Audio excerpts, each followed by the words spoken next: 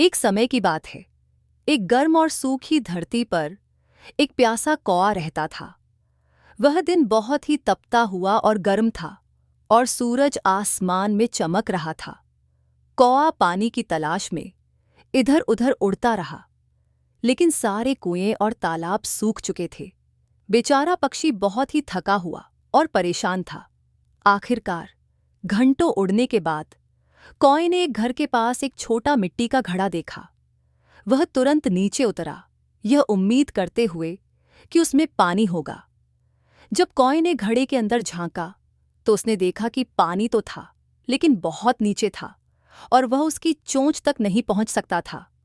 कौआ कुछ देर सोचता रहा। उसने ठान लिया कि उसे पानी पीना है, इसलिए उसने पानी को ऊपर लाने के तरीकों के बारे में सोचना शुरू किया। पहले तो उसने अपनी चोंच डालने की कोशिश की, लेकिन वह पानी तक नहीं पहुंच पाया। फिर उस चतुर कौए को एक उपाय सूझा। वह उड़कर गया और छोटे छोटे कंकड़ इकट्ठा करने लगा।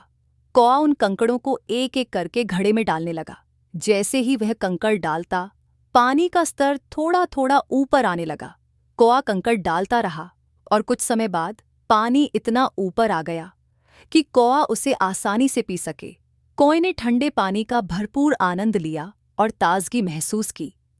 उसने अपनी समस्या को चतुराई और धैर्य से हल कर लिया। वह पक्षी खुश और संतुष्ट होकर उड़ गया, अपने उपाय पर गर्व करते हुए।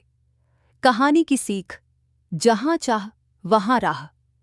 चतुराई और धैर्य से हर समस्या का समाधान किया जा सकता है।